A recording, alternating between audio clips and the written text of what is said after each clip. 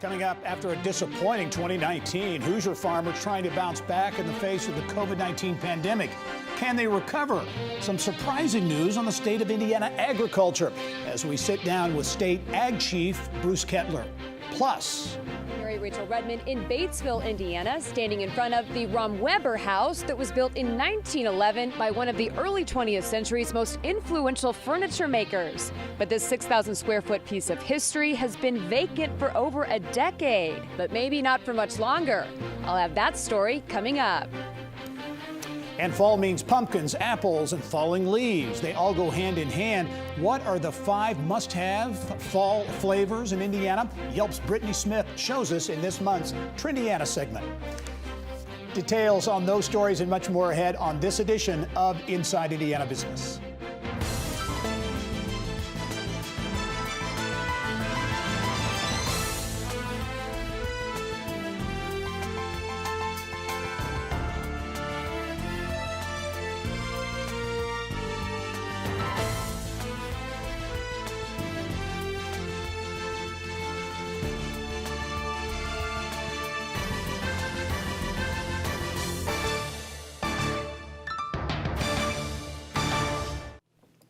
Hello and welcome to Inside Indiana Business. I'm Gary Dick. Well, Indiana farmers are well into harvest in a year that has been unlike any other. Unprecedented wet weather made last year's corn and soybean harvest among the most challenging in memory. This year, farmers were hoping for a rebound, but were hit with the pandemic and plummeting crop prices in the spring, a host of challenges as the 2020 growing season unfolded. Right now, almost half of the state's corn crop has been harvested, while more than 70% of beans are in the barn. But farmers still have work ahead. And for perspective on how the state's important ag economy is holding up, pleased to welcome back to the show Indiana State Department of Agriculture Director Bruce Kettler. And Bruce, welcome to the program. Thank you. It's always a pleasure to be here, Gary. Roller coaster ride, to put it mildly, this year for Indiana agriculture. Give us your take on the state of agriculture and how things have progressed from a spring when there was a lot of uncertainty. Well, I think you've characterized it very well, frankly. You know, there was some optimism coming out of the really difficult year last year.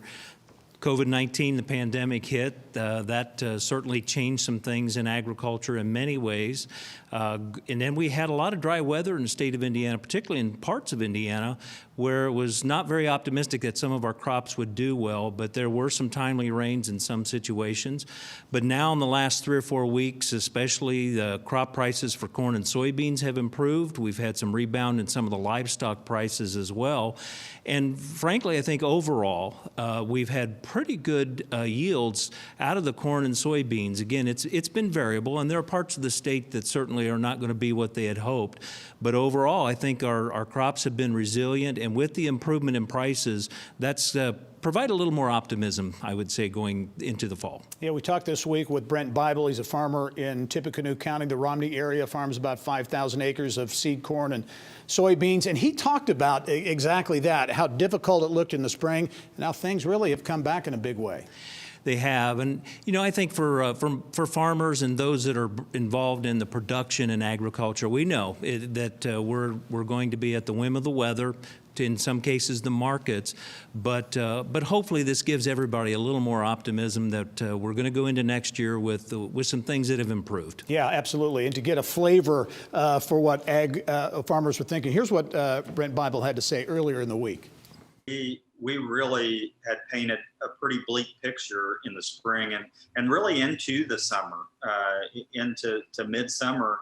We thought the crop was progressing fairly well. We were happy with conditions and that type of thing, but the price levels just weren't there, and we were having trouble seeing how that was going to lead to a break even or to a profit for the year. You just have to maintain a positive outlook that things will be good, will continue to improve, we will get better and get through the next hurdle or get over the next hurdle. And Bruce, so it sounds like things, generally speaking, have kind of improved to the point where 2020 is not looking nearly as challenging as it once was. Also, add on top of that, the USMCA, the new trade agreement with Mexico and Canada, know what that might, offer for farmers going forward in terms of the outlook. Yeah, absolutely. That was a really important agreement, and I think I've heard it said before, and I know I've shared with people as well. You know, you have to be able to show to the rest of the world that you can do business with your neighbors. And that's why the U.S.-Mexico-Canada agreement was so important from an agriculture perspective, is not only to help our crops and our livestock farmers, but being able to show them that we can work together and that we can work with our neighbors in a positive way. And I think USMCA sets us up for a lot of very positive things to happen in agriculture once we get past the pandemic and keep moving on. And Bruce, another important development, I think, over the course of the past several months, the state using some CARES funding to help some of these meat processing operations, local processing operations around the state of Indiana that were hit very, very hard by the pandemic. Absolutely. We have been able to get some dollars from the CARES Act that will be able to help with growth and expansion of our Indiana meat processors. We, in fact, just concluded those applications. We have 60 applications, and those will be reviewed, and we'll be able to get those out here pretty quickly. But it allows some of these meat processors to look at expansion, things like personal protective equipment if they've needed that. Maybe there's some employee training, or they need some new equipment in order to keep this going, and we want to make sure that we help with that. It's a matching grant, a max of $150,000 per business, but they have to match and put money in to make it work, and we're excited to be able to offer that. Yeah, and a number of ag organizations and related organizations have pivoted during the pandemic. I know there's a big announcement not long ago, a major investment by POET, the big biofuels company, shifting production at a biofuels plant here to produce ingredients that goes into hand sanitizer. That's right. About a $25 million investment to add on to that plant, which was really going to help. And it's interesting how in just a few short months, all of a sudden we're worried about ethanol coming out of our plants to go to things like hand sanitizer. Yeah. But this is good. This will bring in about it'll create a market for about 10 to 12 million bushels more corn going into that plant just to be able to feed the ethanol that they're going to use for hand sanitizer. Yeah.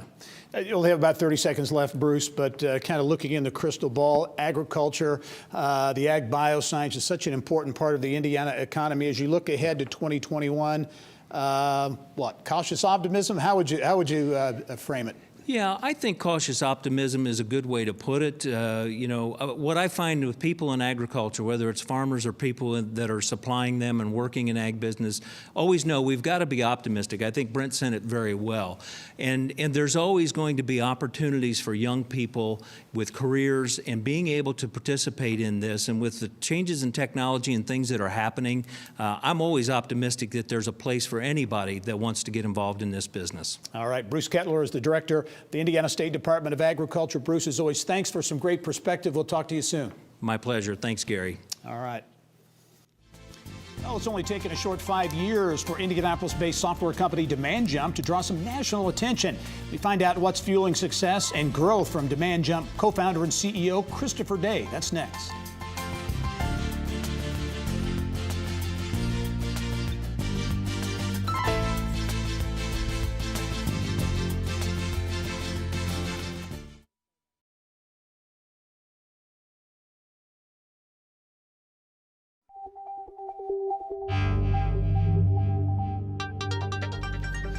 It's time to go inside innovation, brought to you by Allegion, pioneering safety. Well, Inc. magazine ranks it the state's fastest growing company. The Indiana Chamber says it's one of the best places to work in Indiana. And Tech Tribune showcased it as one of Indy's best startups. In just 5 years, DemandJump has established itself as a mainstay in the Indiana tech community, growing its footprint and generating some national attention as well.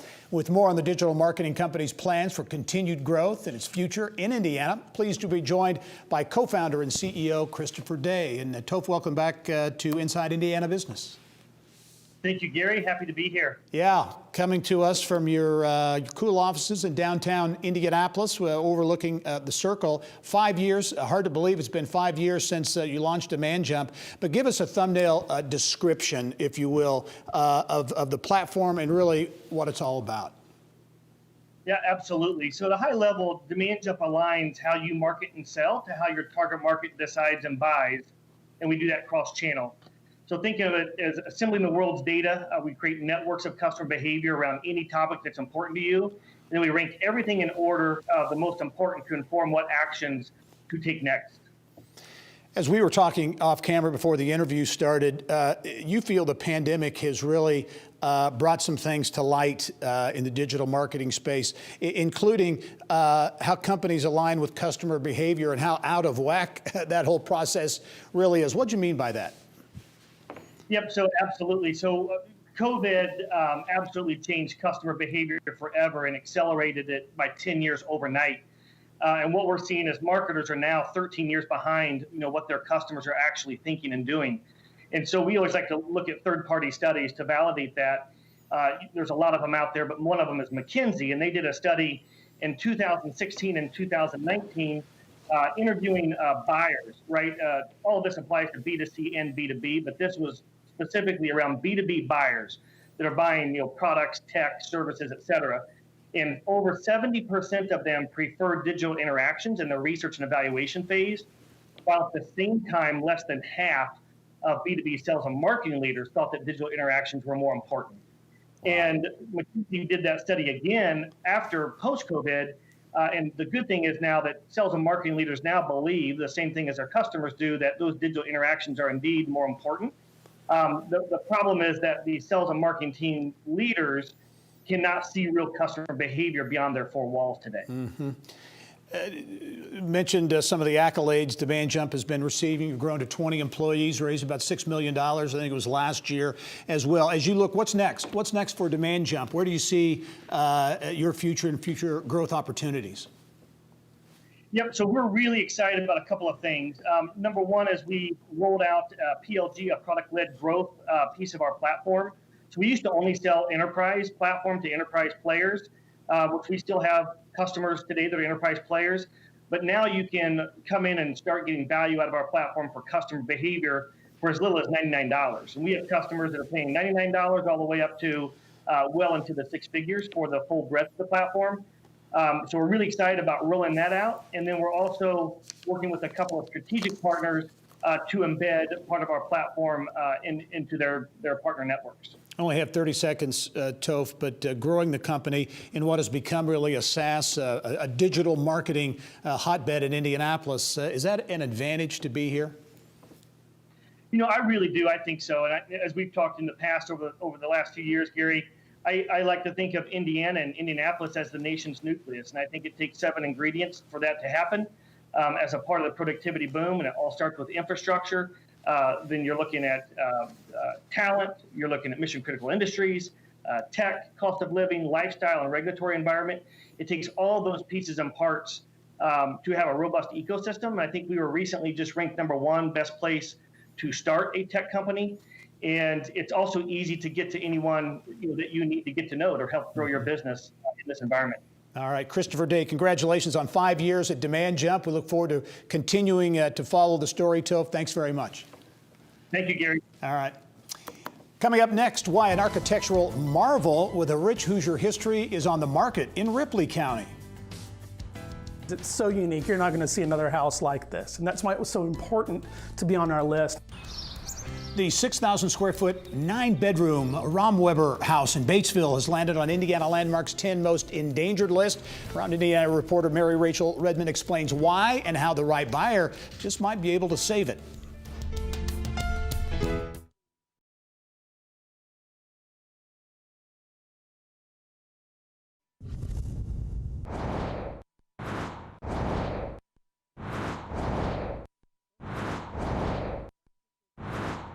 Here's what's making news now around Indiana. Brought to you by Chapman Heating, Air Conditioning, and Plumbing. The man for all seasons, Chapman, chapmanheating.com. Well, for the past several months, we've taken you on a statewide tour of nearly every place on this year's Indiana Landmarks 10 Most Endangered list. It's part of our Endangered Indiana series. This week, we visit Batesville, where Around Indiana reporter Mary Rachel Redmond may have found the first rescue of 2020.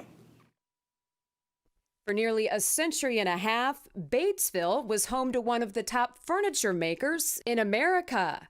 The Romweber furniture, just because it was all handmade, solid wood construction, very well known within the United States. Romweber Furniture has graced the homes of former presidents, various Saudi royal families, and even notorious mafia dons. The company was very flourishing, had a lot of salesmen that went out and just brought a lot of work back to our little carvers here in Batesville. The Romwebers are the reasons why Batesville is really on the map. You see their furniture and it's like no other. It's got these great sort of over dramatic vines or Viking touches. People came here for the furniture, came here for the Romweber name. Which makes this home, built in 1911 by the founder of the Romweber Furniture Company, a treasured piece of Batesville's past that unfortunately has fallen into disrepair. It's a little bit of several different early 20th century styles all wrapped into one. And that's why it was so important to be on our list, not only because of its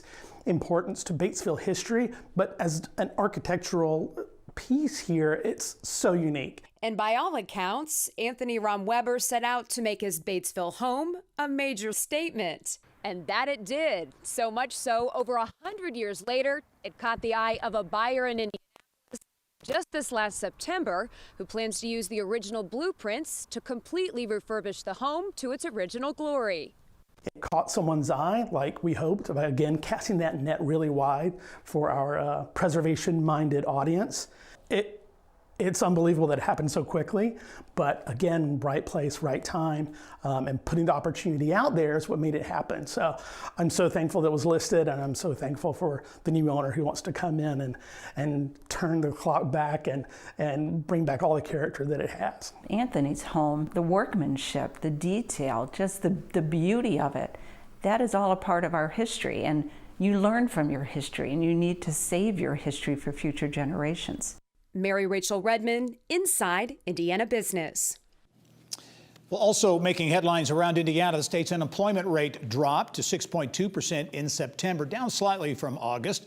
Despite the drop, the Indiana Department of Workforce Development says the state's labor force had a net decrease of nearly 20,000 from the previous month. State's unemployment rate is now lower than that of the national average, which stands at 7.9%. State's labor participation rate at 63% remains above the national rate as well at 61.4%.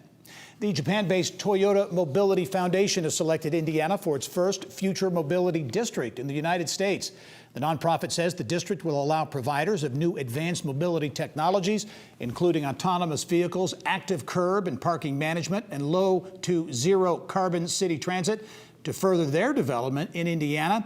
And organizers say the district will attract more diverse companies to the state to help it be a leader in development of mobility-enabled technologies.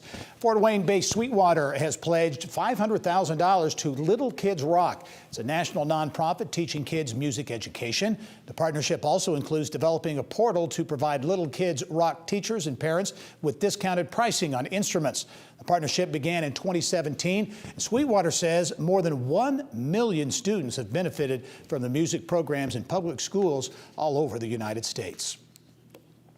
Well, there is still time to get out the door to check out all of the that autumn in Indiana has to offer and support Hoosier businesses at the same time. One destination to consider, County Line Orchard in Hobart. It's considered one of the top apple orchards in the country. Just one of the many places Yelp's Brittany Smith will take us to sample the flavors of fall in this month's Trendiana segment.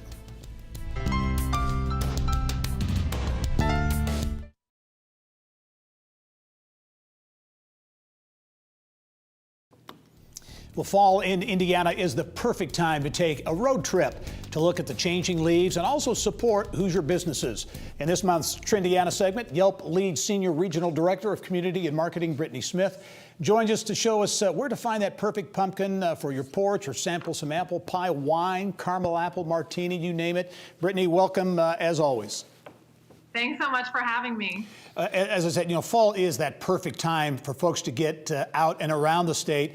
And I know you're seeing that, especially this year with the pandemic, there's really seems to be a surge in interest in folks just doing that around Indiana. Definitely, our data science team has really seen a surge in pumpkin patch searches, apple orchards, folks wanting to find ways to still have activities, but in safe settings. So those are some common areas that we've seen a lot of traffic lately. Yeah, and again, support Indiana businesses at the same time. So let's take a spin around the state. You've assembled some great locations. One, we talk about fall alcoholic beverages, a great spot, Oliver Winery. Yes, it is the season of apple pie wine. Actually, it's one of their seasonal wines that come out at Oliver Winery. They've got it out right now. And when you talk about a business that's very friendly for getting out and having a lot of space for social distancing, their property with all the acreage, picnic tables, they've really got it set up in a way that you can really enjoy fall. They've got pumpkins throughout the property, really beautifully decorated. It's a really fun spot this time of year. When you kind of transition into the fall baked goods, lots of locations around the state of Indiana, including Rosie's Place. That's here in central Indiana. Several spots, right? Zionsville, Carmel, and Noblesville. Yeah, and Rosie's is celebrating 10 years actually this year, a staple in central Indiana. They're really known for their gooey butters, if you've never had that. And right now they've got a spin on it with a caramel apple version and a pumpkin version. And they've also got a new apple whiskey cake with the cinnamon cream cheese frosting that I'm really excited to try myself. A really fun fall baked good menu. All right, we go to Northeast Indiana. Fall and apples really go hand in hand. Having worked many years ago in Fort Wayne, I know it's home to the Johnny Appleseed, and Johnny Appleseed used to have the festival there. But the Apple Trail, right, in Fort Wayne. Yeah, this is a great way if you're looking for a weekend adventure, just to mix up your scenery. They're full of apple orchards, like you said, learning about Johnny Appleseed and this heritage. Some fun stops there are Ambrosia Orchard, which actually has a hard cider flight that you can try out. There's also that caramel apple latte and some really fun fall beverages at Firefly Coffee House. And then another classic this time of year is the apple pie baked beans at Shigs and Pitt. That's a really fun stop there in the Fort Wayne area too. Yeah, good stuff going on in Northeast Indiana. Staying on the drink theme, looking at fall cocktails. Cicero is home to 10 West. Been there several times. A great restaurant and also a great place for a fall cocktail. Yeah, folks describe this as kind of a surprisingly upscale restaurant in a really quaint lake town of Cicero, if you're not familiar. And the caramel vodka, actually it's caramel apple martini, but it's got caramel vodka, fresh local apple cider, and butterscotch. Really delicious way to say cheers to the fall. Really fun dish there at 10 West. Okay, I'm writing that one down. Okay, our last stop is Northwest Indiana. This is a real sleeper because there's County Line Orchard in Hobart. That is really a massive, as the pictures indicate, location there. It's getting some national attention too. Definitely, it is a destination orchard. It actually made our data list of the top apple orchard in the state for 2020, and as a result, has been picked up in a lot of media outlets throughout the country this year. County Line Orchard, folks love to go there for the hot apple cider, classics like the apple cinnamon donuts. It's really where you can get one of those quintessential fall experiences. Really fun to pick your own apples and pumpkins. All right, Brittany Smith from Yelp. Once again, a great tour around the state of Indiana for the flavors of fall. And again, supporting Hoosier businesses as well. Thanks for joining us. Look forward to seeing you soon. Likewise. Thanks, Gary. All right. Well, ahead in our next half hour, Ball State University says it's on a mission to increase its role in advancing the state's economy. That includes recruiting more Hoosier students. We'll get details and what's next from Ball State President Jeffrey Mearns. Also ahead, a potential game changer for college athletes. The NCAA makes a historic move to allow athletes to make money off their image, name, and likeness. What does it mean? How will it work? Some answers inside Indiana Sports coming up.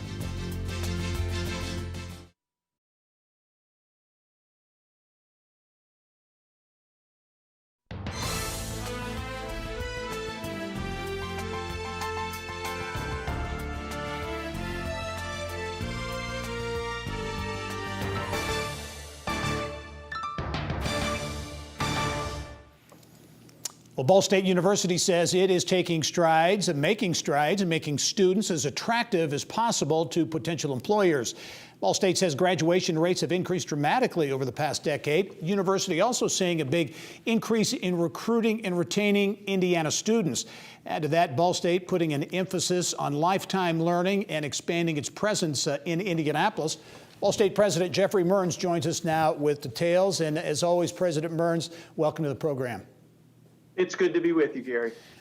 Before we get to some of those issues, as I understand it, you had a couple of special guests on campus this week, some rather high-profile celebrities.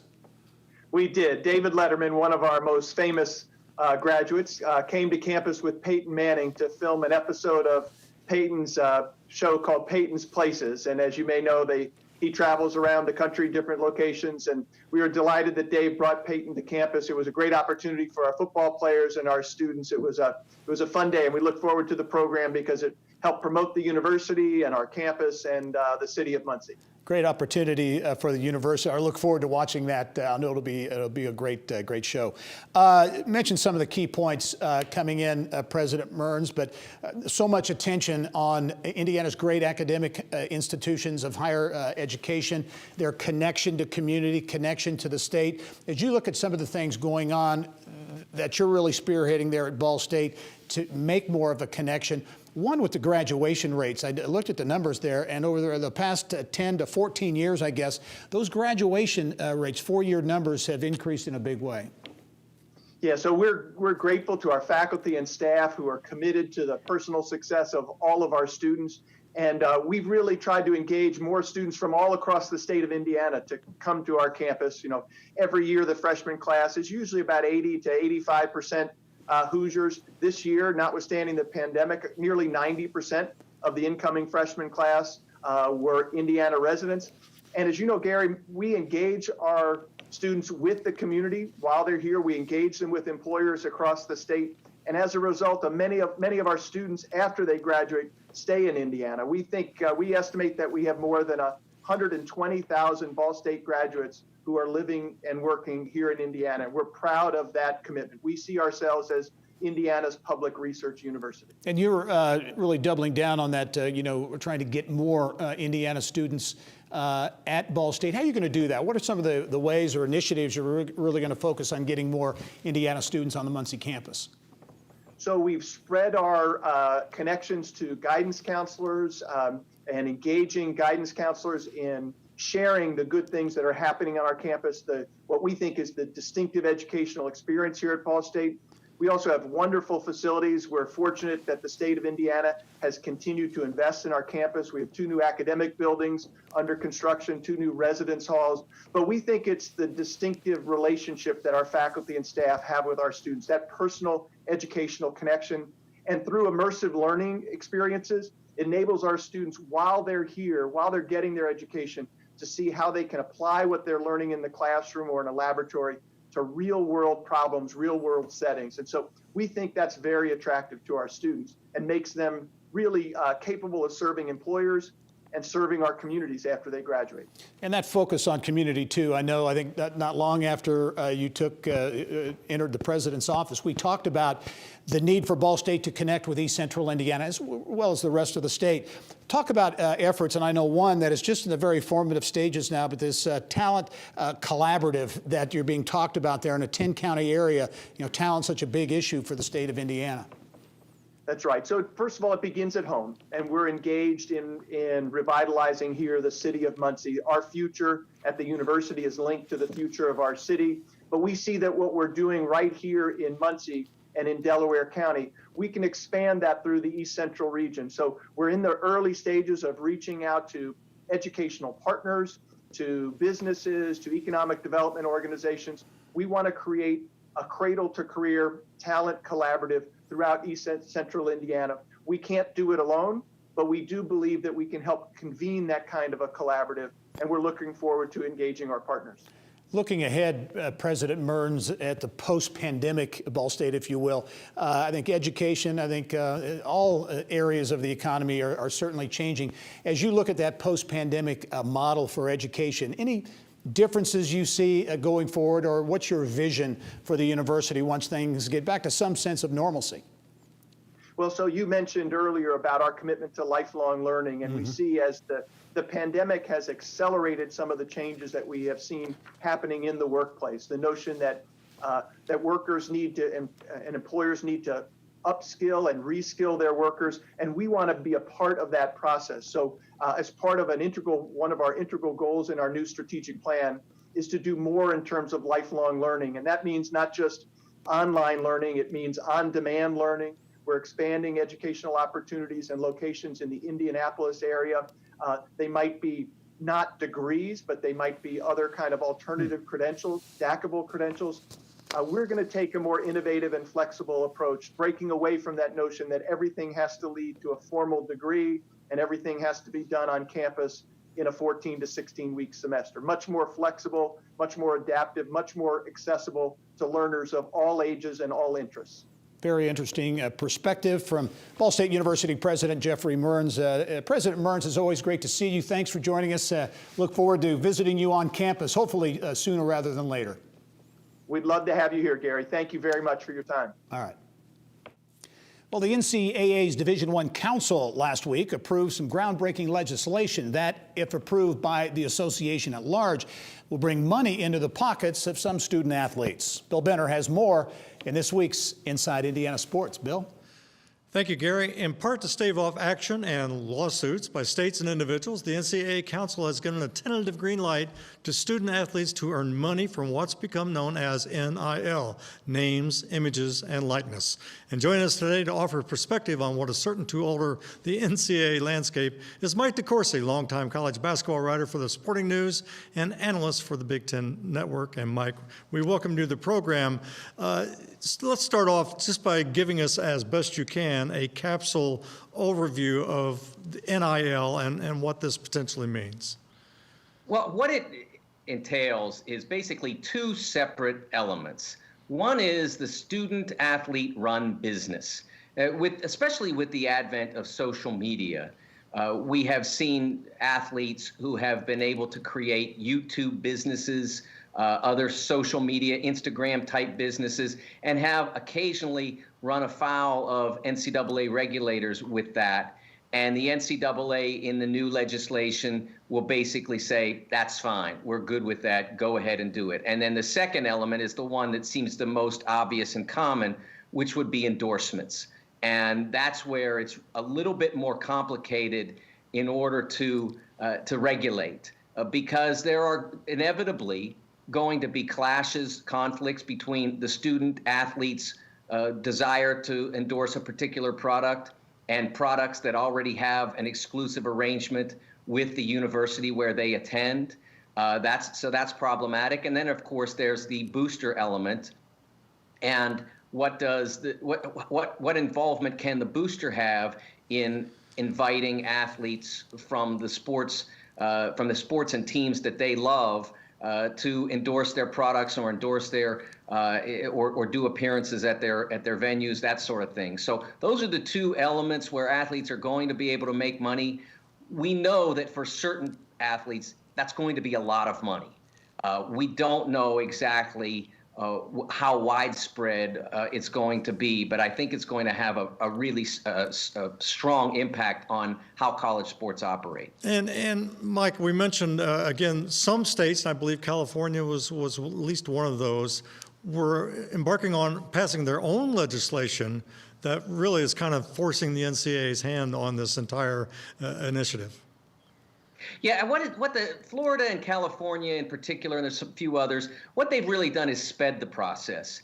They have forced the NCAA. I think that we were going down this direction anyway over the last half dozen years or so, with various activists pushing for it, with various court cases that leading them in that direction, and then with the state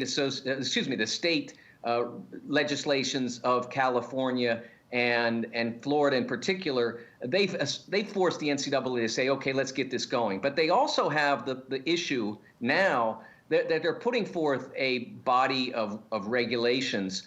They really need they really need the federal government. The NCAA does. They really need the federal government to adopt what the NCAA is doing to some extent, so that they can do two things. One, supersede the state regulations. You can't have Florida with different rules than California and Indiana and Texas, et cetera, when they're all trying to play the same sports, so to speak. And then the other is the idea that the NCAA doesn't want to be sued because their regulations aren't generous enough, or that they restrict a particular area or whatever. So if the federal government were to legislate, then at that point, they wouldn't have to worry about getting sued either in the future or from past actors. Mike, we think about Division I men's basketball and football, the revenue-producing sports, but for Olympic athletes, this could really be beneficial for them. Yeah, especially Olympic level athletes, not just those who are in what's classified as Olympic sports because they don't want to call them non-revenue sports, but for those who are at that level, like a Lily King, like a Katie Ledecky, players and athletes who are extraordinary in those sports will be able to do very well. And Katie Ledecky, and I'm sure Lily as well, I think Katie made like $355,000 in gold medal bonuses from the Olympic Committee, and she was allowed to keep that. And I would imagine that Lily probably did well there too. She was so good in 2016. But I think those athletes will do really well. The question is, will any of this get down to those who are not at the elite level? Mike, we have to wrap up. This goes before the entire NCAA at its convention in January. I assume that there's no doubt that it will be passed at least in some form. Yes, no doubt it'll be passed in some form. I think they're still going to wrestle a little bit. This is what they call the comment period. So any suggestions that anyone has from the membership to tweak it, now's the time. And then they'll vote on it in January, and it'll be approved. And then they're hoping that the federal government can jump on this maybe in the spring, so that when Florida comes, their legislation comes online in July, they'd like to have it, I think, a new federal law that would supersede that by then. Well, Mike DeCourcy of the Sporting News and the Big Ten Network, we certainly appreciate you taking the time to join us today. By the way, follow this guy on Twitter. He's really a good read and a very, very long-time expert in the world of college sports. Mike, thanks for being on with us. Thanks, Bill. Gary, back to you. All right, Bill, thanks very much. Well, this week, the board of directors for the Indianapolis-based Horizon League selected Julie Rowe-Losh as the league's next commissioner. Rowe-Losh, who has served as deputy commissioner since 2014, will begin her new role in January. She succeeds longtime commissioner John LaCrone, who will move to a new role as advisor to the commissioner. LaCrone had served as commissioner of the league since 1992. Prior to joining the Horizon League, Rowe-Losh spent more than 15 years at the NCAA, most recently serving as vice president of enforcement. Just ahead, the pandemic's huge toll on the underserved in Indiana and why the Salvation Army is mobilizing now to help. We get details on its Rescue Christmas Red Kettle campaign and how you can help from the Salvation Army Indiana Divisional Commander, Mark Johnson.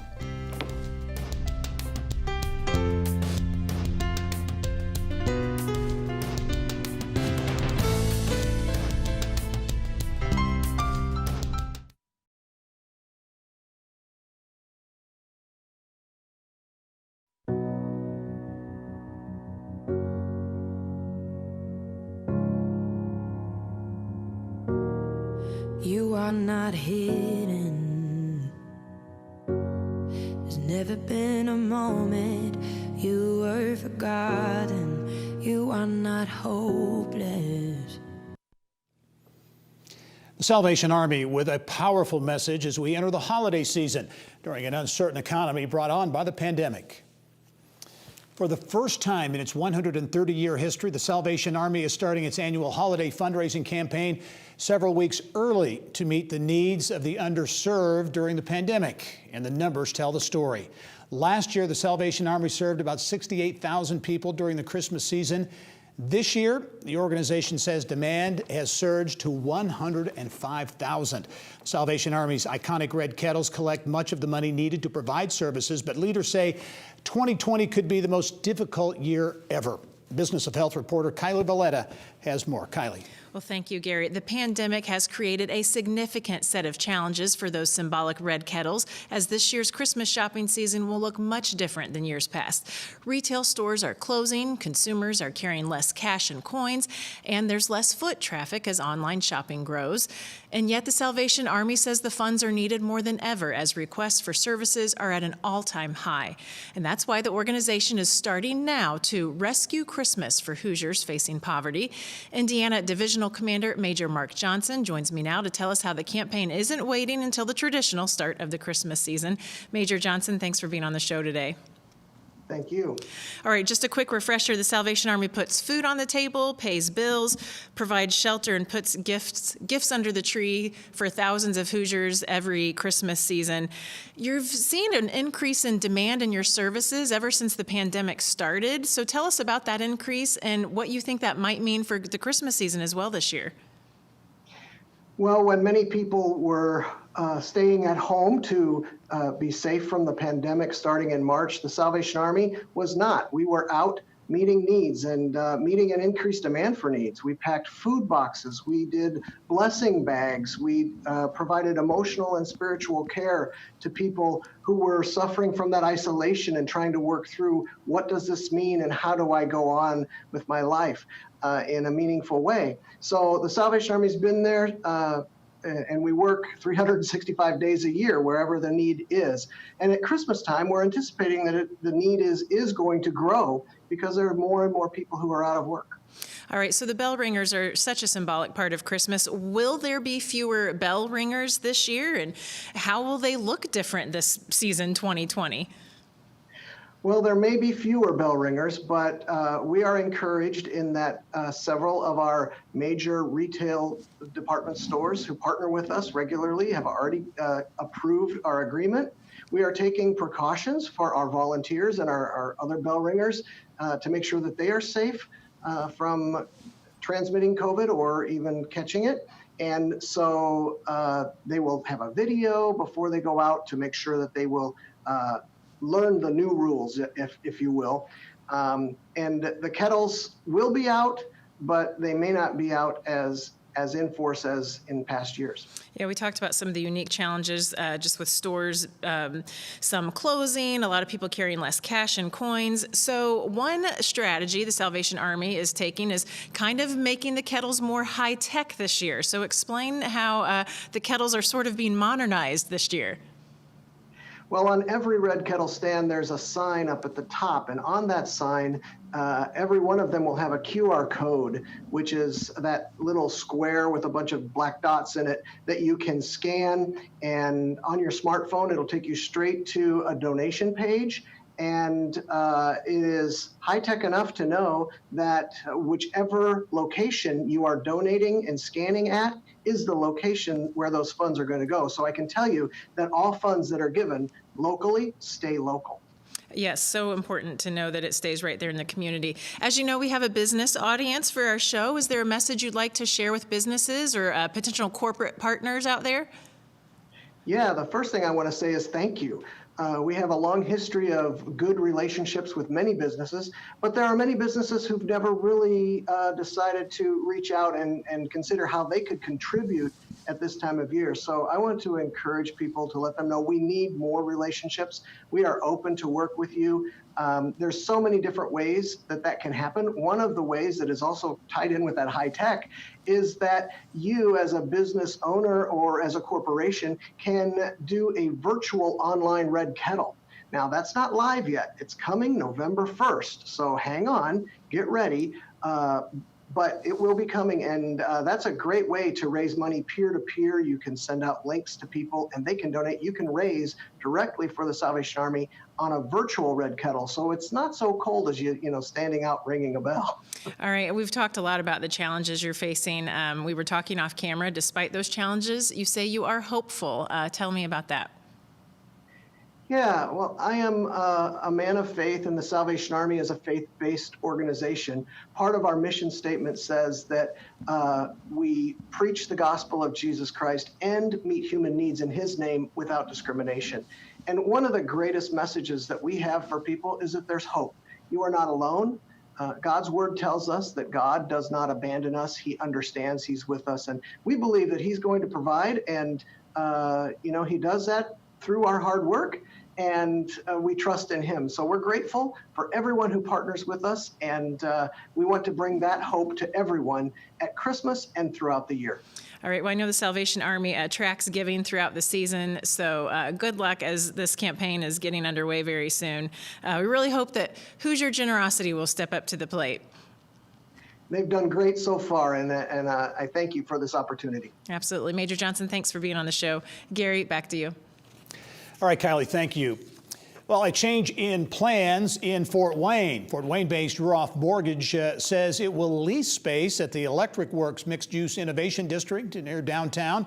The lender says it has signed a letter of intent to locate a growing portion of its Fort Wayne global headquarters team at the former GE campus. The company spokesperson tells Inside Indiana Business that means they are no longer planning to build a $43 million corporate headquarters in downtown Fort Wayne. The company now in the process of determining which divisions of its operations will expand to Electric Works, the West Campus there, when it opens in 2022. Up next, more than 94,000 Indiana students and families have College Goal Sunday to thank for helping them get financial aid to attend college. More on this year's first ever virtual event and why it's become a national model to open doors for those pursuing higher education.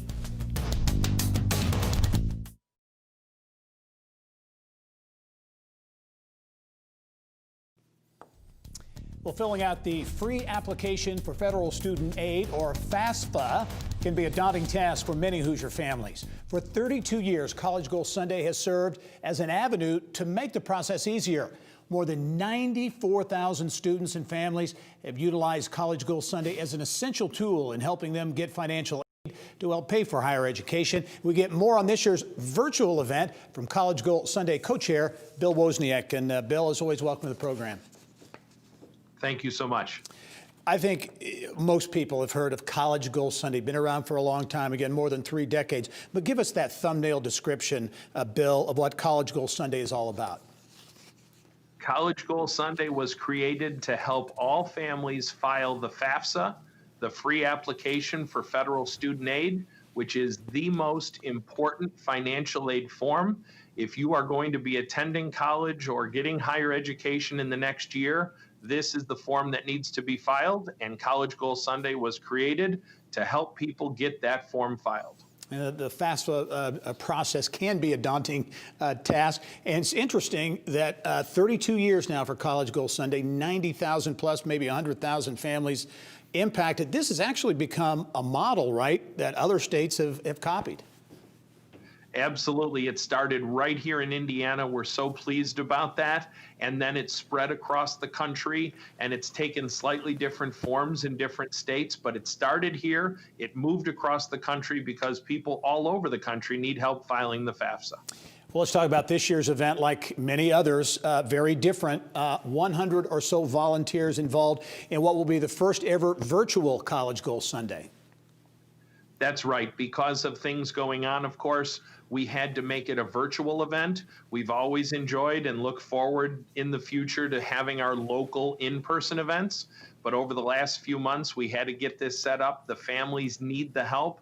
And so we moved to a virtual event where families will be able to get that help from the comfort of their own home and be able to get the help from those experts that you spoke about and get that FAFSA filed virtually. Yeah, interesting, Bill. The pandemic has affected so many things, obviously.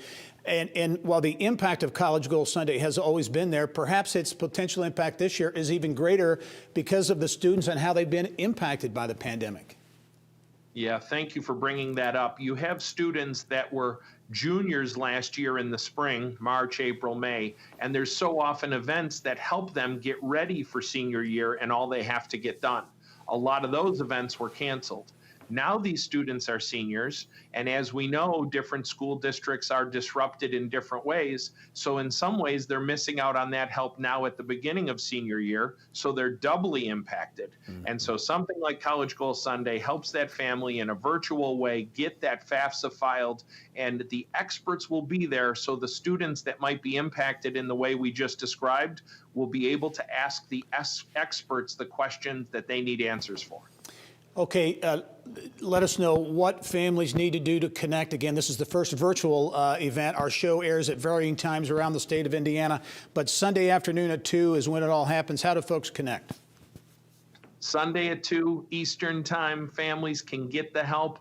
All they have to do is go to collegegoalsunday.org, go to the website. There will be a link there, and click on that link, and they will enter the platform. and there will be over 100 volunteers, as you mentioned, waiting to help them. And on the College Goal Sunday website is a list of things to have handy that will help you during College Goal Sunday to get the FAFSA file. All right. It is an event invented essentially in Indiana, College Goal Sunday. You go to collegegoalsunday.org, 2 p.m. Sunday Eastern Time. Bill Wozniak, thanks very much. Thanks for all you do in the education world, and we'll talk to you soon. Thank you, Gary. All right. And we'll be right back after this. Stay with us.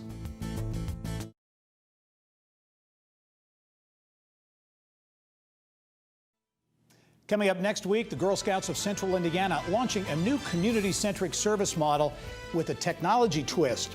Learn how 24 co-working spaces will provide potentially greater support for members, volunteers, families, and communities within the organization's 45-county footprint. We'll have details on that story and a whole lot more next week. Thanks for joining us this week. I'm Gary Dick. Go out and make it a successful week. Inside Indiana Business with Gary Dick is a production of Grow Indiana Media Ventures with support from WFYI Productions.